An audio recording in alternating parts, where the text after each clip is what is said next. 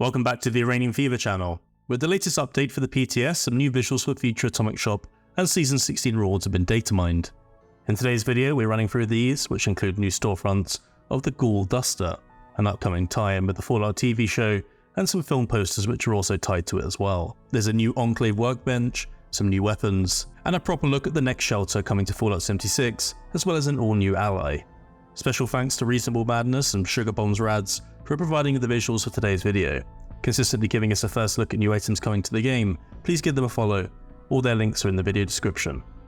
Starting with the new Flatland shelter, in my previous Datamine video we did cover this, but there were only 2 visuals available at the time, but we now have a much better look at how this will look in game, and running through these images there's clearly going to be a lot for them to build, with no pre-existing structures of any kind. And as the first images suggested, it seems the weather in this interior space will be pretty calm. No brown smog like the toxic wasteland shelter. Let me know what you think about this shelter down in the comments. Do you prefer shelters with a definitive theme with pre-existing elements, or empty spaces like this, allowing for complete freedom when building? Moving on to the new Enclave build item, a weapons workbench is slated to be an Atomic Shop release, and looks similar to previous Enclave camp items. There are some better shots of it here in game. It's pretty big for a workbench, but I personally love the design of this one, and it's great to see the Enclave getting some new camp items too.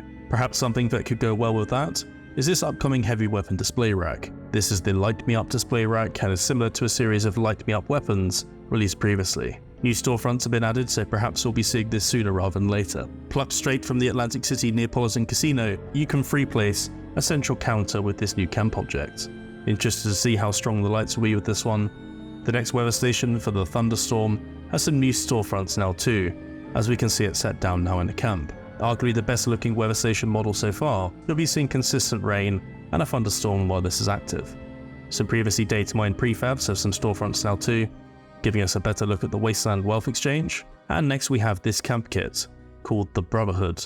Even after seeing these new visuals, I'm still not entirely sure what this is supposed to be in relation to presumably the Brotherhood of Steel. Perhaps the buildings are meant to be a little bit like the ones in Camp Venture maybe?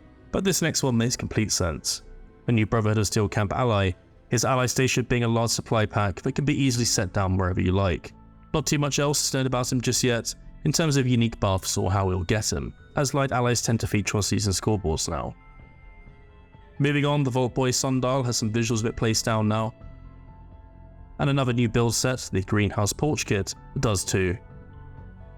The Nuka Cola Monolith is a new tall camp structure, and we know just how tall now thanks to the new storefront images. A variation of the previously released Butterfly Sanctuary, this new camp collector comes with the image of the Wise Mothman instead, which looks like it might glow in the dark. The Corvega Swing has some updated visuals, and here's how it looks being used in the camp. And this new furniture pack is called the Tulip Set, made up of a table and chair. Plenty of visuals now for a better look.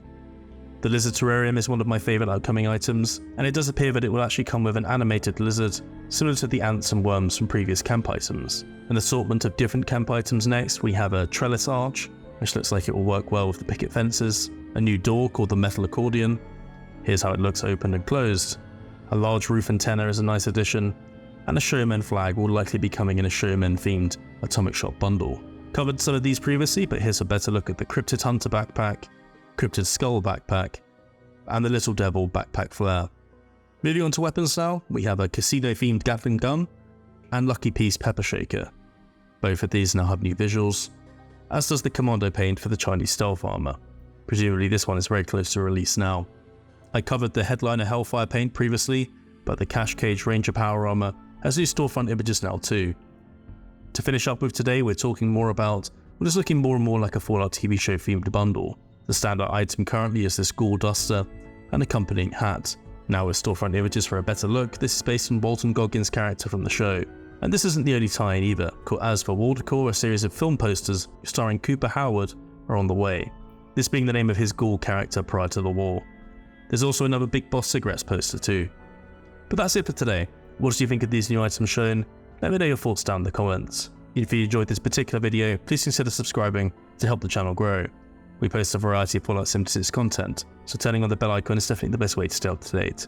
With that said, I'm off. Thank you for watching, and we'll see you in the next one.